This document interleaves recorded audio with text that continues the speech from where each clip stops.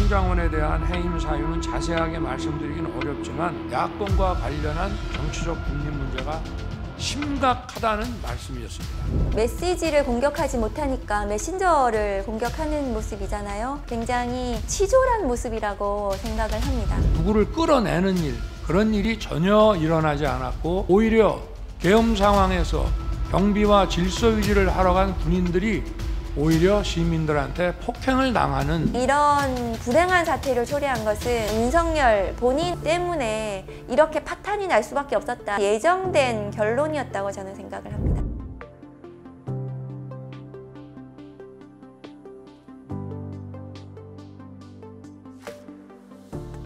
가장 인상 깊은 것은 윤석열 피청구인은 책임지려 하지 않는다.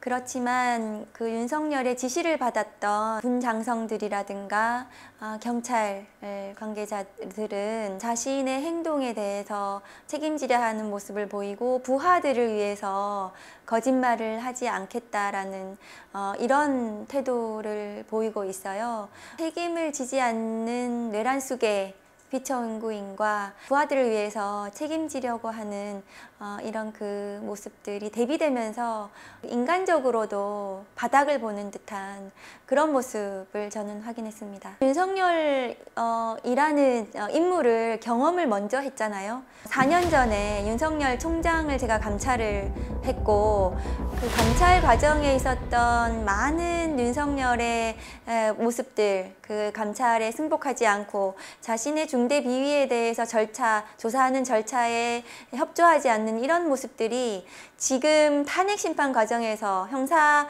수사와 재판 과정에서 똑같이 보여지고 있습니다. 끊임없이 당시에 감찰 조사 주체인 저를 공격하고 징계위원들 하나하나를 문제 삼았습니다. 공정성을 공격했고요. 그래서 헌법재판소에 대해서 그렇게 공격하는 것은 예정되어 있었던 거고 그 공정성 시비를 삼아서 나중에 불복에 밑자락을 까는 거라고 저는 생각을 합니다. 메시지를 공격하지 못하니까 메신저를 공격하는 모습이잖아요. 체포명단과 관련해서 그것을 신빙성을 무너뜨리기 위해서 홍장원 차장이 뭐 술을 마신 것 같다라든가 그래서 음주를 공격을 하는 이런 모습은 사실은 좀 너무 궁색하다. 굉장히 좀 치졸한 모습이라고 생각을 합니다.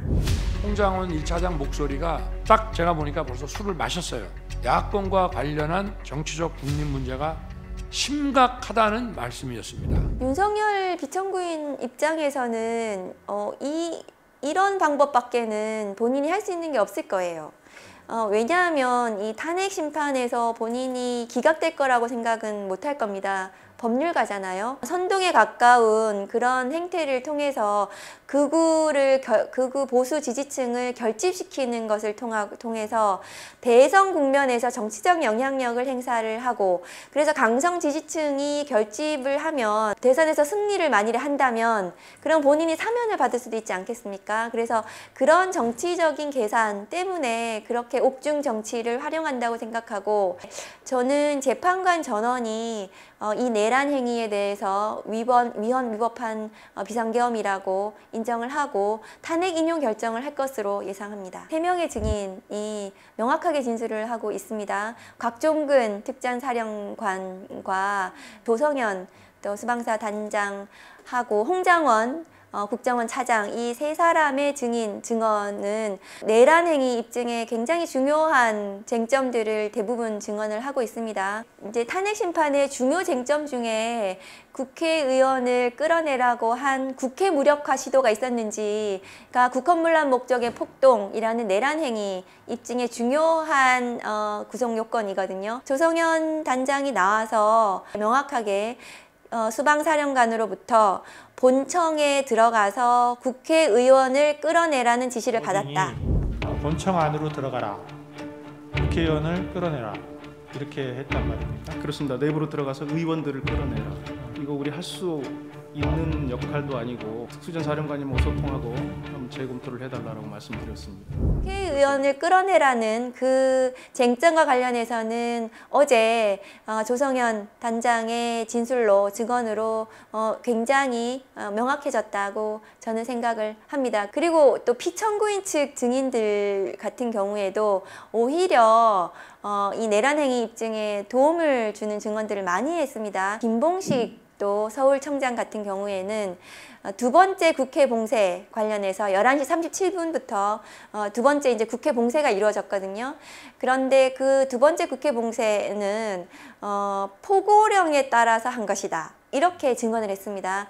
그런데 포고령은 위법하다는 것이 헌법재판소 사무처장이 국회에 나와서 또 확인을 해줬습니다. 그래서 그 위법한 포고령이 집행이 됐다는 것이 입증이 돼버렸죠. 저는 뭐 3월 초나 늦어도 3월 중순은 가능하지 않나 선고가 그렇게 생각을 합니다. 지난 2년 반 동안 국정 운영이 사실은 검찰총장 당시에 검찰을 운영하는 거랑 거의 비슷했어요. 그러니까 주변에 인사를 한다거나 할 때도 자신의 말만 잘 듣는 사람들 얘기만 들었거든요. 그리고 그런 사람들만 주요 자리에 본인이 낙점해서 데리고 있었고요. 그러니까 반대되는 목소리를 듣지 않으려고 하는 모습. 근데 대통령이 되어서도 그 본인과 반대하는 정치 세력이라든가 국민들을 적으로 돌렸었잖아요.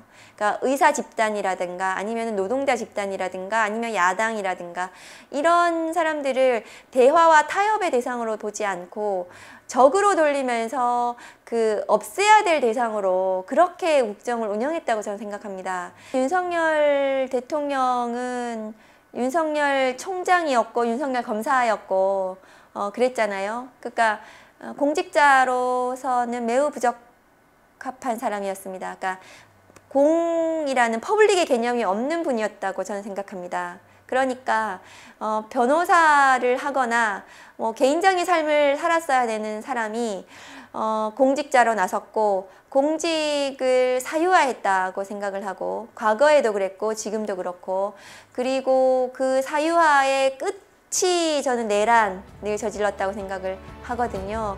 그래서 이 내란 사태와 같은 불행한 이 역사에 본인이 장본인이 된 것이죠.